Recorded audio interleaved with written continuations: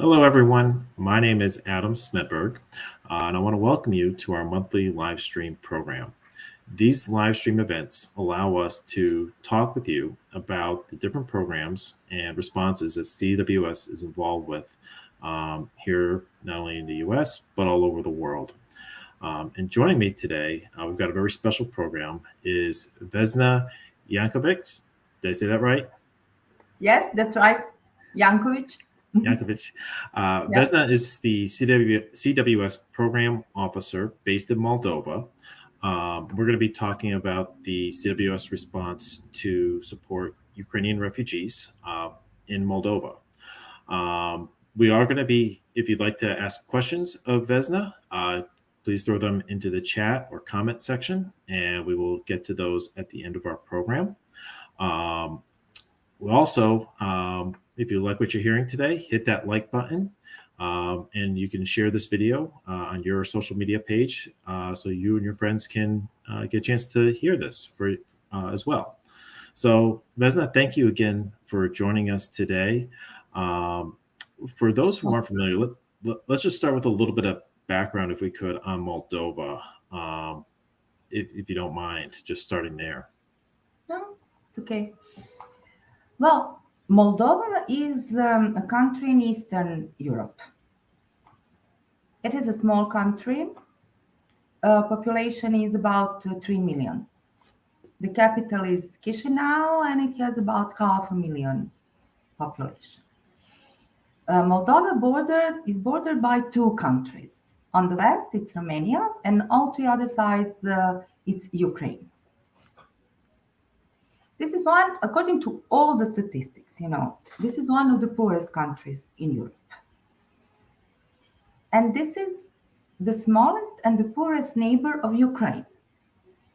And what is specific for this current situation, is that Moldova hosts the biggest number of refugees per capita of all those neighbors of Ukraine. So, on top of that, another characteristic of this refugee setup is that situation actually is that most of refugees are accommodated privately in host families. Only a very small percentage, less than 5%, are accommodated in state-run accommodation facilities, which means that those vulnerable population of Moldova, they open their doors and warmly welcome refugees, because over 95% of refugees are accommodated in host families. One of the biggest problems of Moldova is that unstable population. It is, of course, because of lack of opportunities, and especially those with higher education, they seek opportunities abroad in other countries. Another thing that is also emphasized in Moldova regarding the poverty and everything is the children poverty, especially in rural areas and in the families with 3 and more children. So those families generally are faced with extreme poverty. Many of them live beyond the poverty line. And then we have those children who are exposed to educational underachievements. Also, they do not have proper access to services, lack of access to medical services, and so on and so on. And in this situation, we have the highest number of refugees per capita, and majority of them, 95% and even over, accommodated in those host families, those who already struggle for decades. And that's why it is important that we consider both refugees and host families for assistance and for everything. On the other side, there is also local community which is not prepared. Local community, I mean local authorities. This is what I mean. Local authorities, governmental, non-governmental organizations, civil society and everything. They are not prepared. They lack resources. They have limited resources. So they also have to be considered along with refugees and host families to be empowered, to be strengthened, to be provided with all necessary assistance to be able to cope with the new challenges.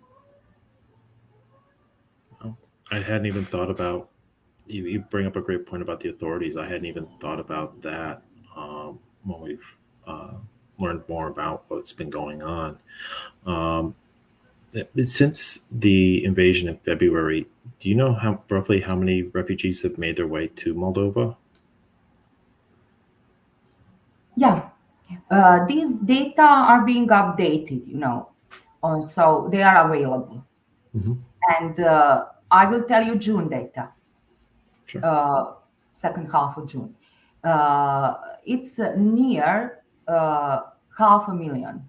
It's to be precise, 498 and something. So let's say 500,000 refugees who entered Moldova. But the newest information is that presently staying in Moldova, they are near 500,000 of, sorry, it's 48, no, I lost for some moment. It's 48,000 of refugees presently staying in Moldova. And only a little bit over 3,000 are accommodated in 79 state-run refugee accommodation centers. All others are in private accommodation in host families. Wow. So if we take 48,000 minus 3,000, it's clear. Yeah, 45,000 in these in host families. In host families. Wow. And you were saying about 500,000 have made their way to Moldova. With only about 48,000 staying, have the others moved on to other countries, or? Yes, because all those who cross the border from Ukraine to Moldova, they do not stay necessarily, and they do not stay, all of them, in Moldova. They continue to other countries. Some of them come back. For some of them, this is a second displacement, for instance, being in Moldova. I also met those cases. But that is more and less since the beginning of the conflict in Moldova, it is up to 100,000. In this number and 100,000. Last month, it has been reported a slight decrease. So this is what brings us now to 86,000. But those statistics vary because the reasons for flight, it's, sorry, my battery is running out. This is live. Just a second. Okay. I think it's okay now. Sorry for this. So as I said, presently, it's a slightly lower number, and it's 86,000. But for instance, today I participated in a child protection work group when they presented an interesting information, and they are going to explore it and to see what is behind that. I will explain you now. If they look at the percentages, it's lower. This is a decrease in refugees, a slight decrease. But there is increase in number of children. So how is it possible? They're trying to figure it out. That was presented at today's meeting, just before this live stream. And they think the state institutions presented that, relevant institutions, and those who did those surveys and everything, and they think that it might be that parents are bringing their children to a safe zone, to Moldova, and then they come back. It might be one of the reasons. But it's again a new challenge for the system, which lacks resources. How to follow up on those children, how to locate, what to do, how to do referral mechanism and everything, how to function, how to speak with them, how to identify them, and so on and so on. So the situation is being changed actually daily. It very much depends on the intensity of conflict there in Ukraine and how do families cope there. Some of them choose to be internally displaced in Ukraine in order to keep their jobs. Maybe they just bring children, leave it here, thinking they're safe, they're safer definitely, and then come back.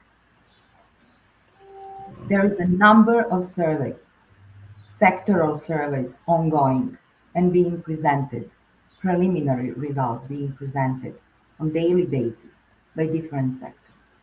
What is a good thing is that the state, the authorities, the system is involved and everyone cooperates and everyone is doing their best to work together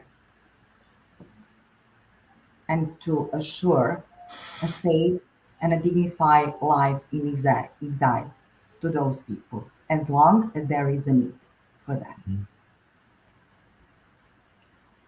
Great.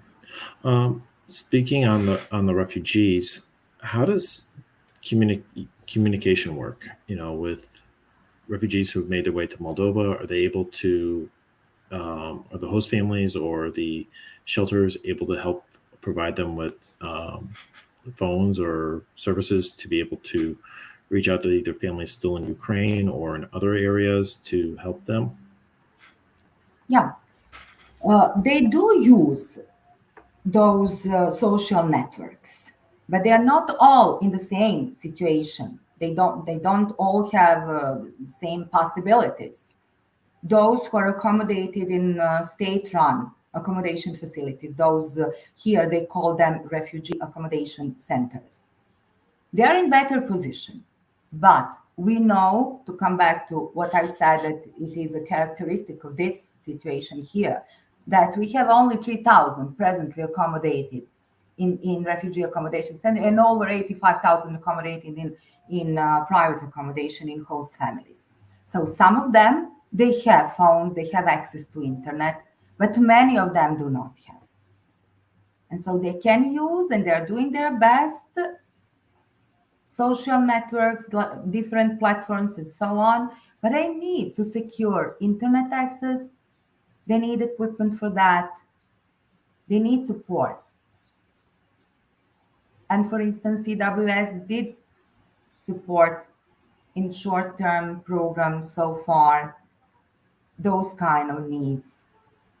A few days ago, the CWS opened refugee center in Balfi, also part of the activities in one refugee accommodation center where CWS provided different type of assistance, including kitchen equipment and so on, but also includes TV set, internet access, more.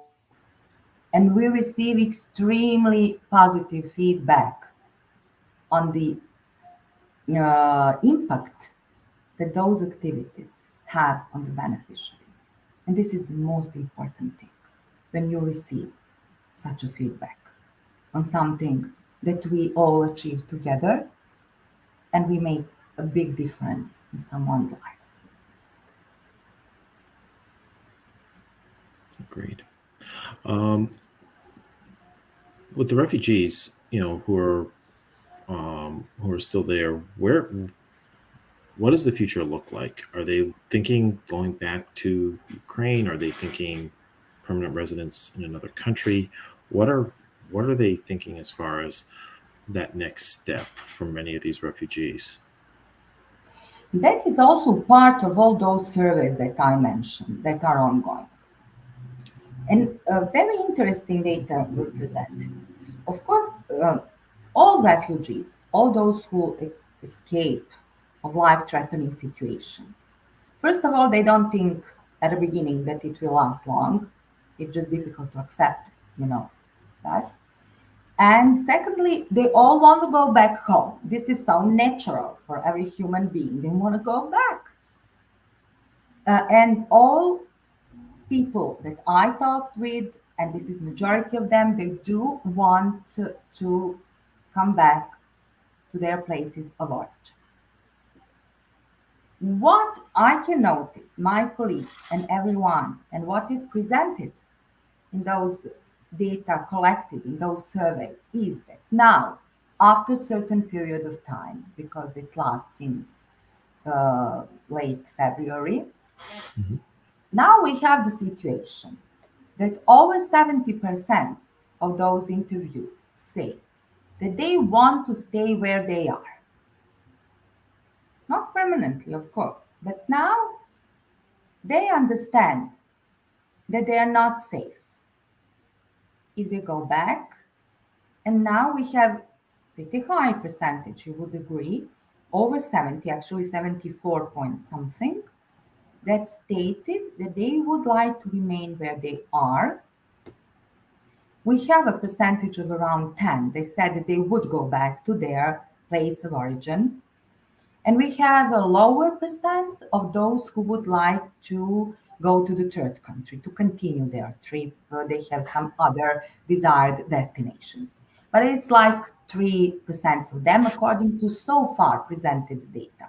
Those are preliminary results. We have to be aware of that. It is still an ongoing process. But the findings are interesting.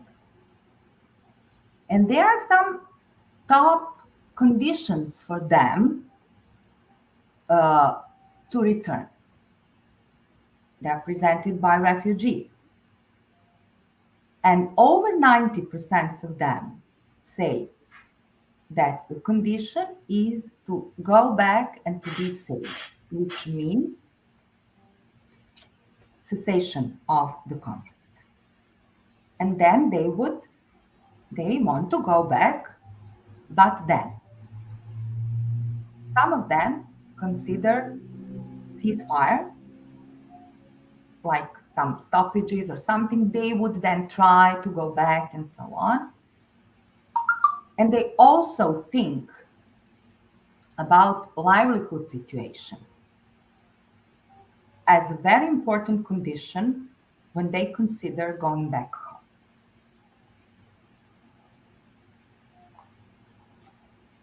Understood. I want to address a question that came up from one of our audience members. Sierra here asks, what can we do to help? And that's a great question. We're actually going to put up a couple of links here on a couple of things that CWS is doing to support not only the work we're doing in Moldova with the Ukraine Response Fund.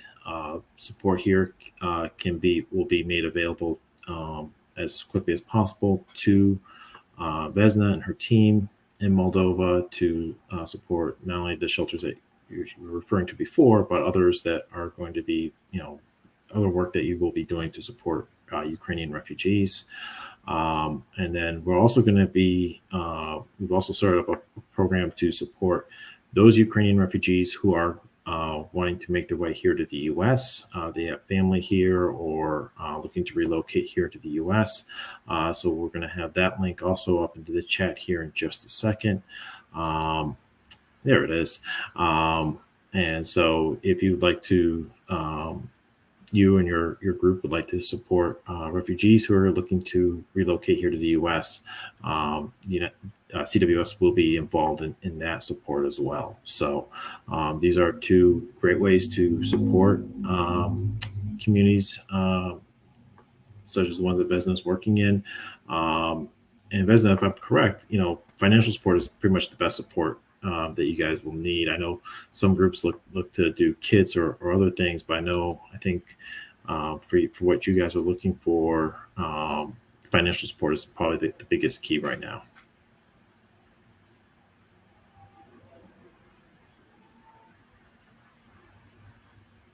Sorry, do you hear me? Yeah, because I can hear you.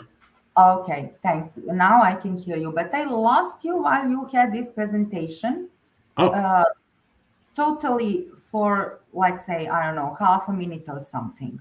So now I can hear you, but if I missed something important, would you please tell me again? Of course. What Yeah. So I what heard we're the saying. question and I saw the links and then I Mhm. lost you. Okay.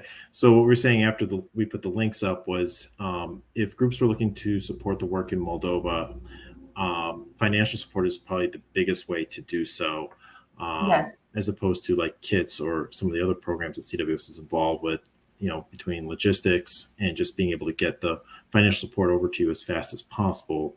That would help you yes, the best, correct? yes. We they're there. As I've said, the situation is being changed daily. We still have new arrivals and we have immediate needs. So not we, they have immediate needs, and we need to be ready to respond adequately on those immediate needs. Hmm. And so far, since the beginning of the conflict, CWS has some of the activities are still ongoing. Some have been finalized, providing for basic necessities, cash assistance, vouchers, kitchen equipment for refugee accommodation center, so that now they can prepare food themselves and they now stay in that collective accommodation. Before that, families were moving, looking for other solutions because food was not provided. And we have also to bear in mind something really very, very important. Refugees from Ukraine are uh, women, children, and elderly. This is the caseload we are talking about. And half of the caseload are children. So this is very important. Communication, assistance in communication, this is essential for them. So in one refugee accommodation center, for instance, we provided, thanks to donations, we all together, we were able to respond to immediate need and to provide a TV set, modem and internet. You cannot imagine how grateful they are for that. And we did it in one refugee accommodation center. We also were able, thanks to donations, as I've said, working together with our local partners to open that refugee center in Balti, which is all the audience, they can have a look at the Facebook page of CWS because it is really very nicely presented, the opening ceremony and why it is important and so on and so on. So we are still covering while CWS is working on crafting the long-term programs for sustainability of refugees and host families. But we all the time are in a position to respond on immediate needs, and we need to be ready. And immediate needs means food. 90% of those who were interviewed, those enquetes that I mentioned and surveys and so on, 90% of them say that when they receive cash assistance, they spend it on food mostly. And what else they purchase, they buy? It is clothes because they all arrive during the winter, so they need clothes, especially for children. And they buy other necessities, they buy medicines, but they do not have sufficient amount for that. So what they do, they apply those negative coping mechanisms, like sizing down expenses, but what they do not provide to them. They will buy basic food, just not to be hungry, okay? And then they will not buy therapy for this month, for instance. They will think, I will survive this month, okay, maybe something will change for the next month. These kind of negative coping mechanisms they do. So everything is needed because they're still arriving. We are talking still about response on immediate needs, on basic assistance. This is what we receive as a feedback from them, from refugees. in the field, on the ground, listening to them.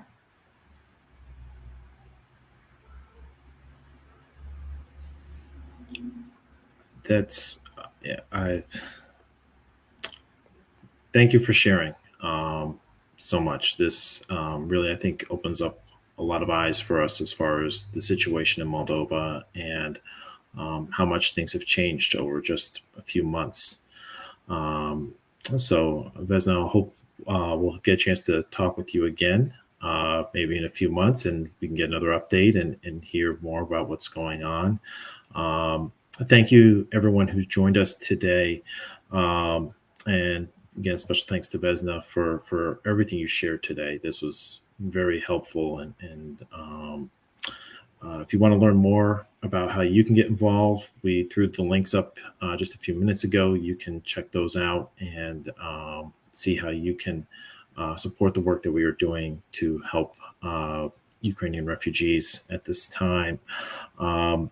Don't click away, though. We do have a short video that we're going to share with you about some of the work we're doing there. And if you like what you've heard today, don't forget, hit that like button, hit that share button. Let everyone know what it is that we're passionate about here in helping.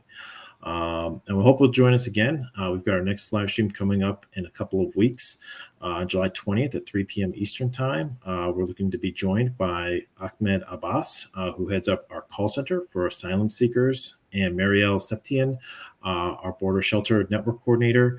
They're going to be giving us an update on how things are going down in the U.S.-Mexico border, and the support being given to asylum seekers there. So until then, I hope you all stay safe, and thank you all again for joining us today.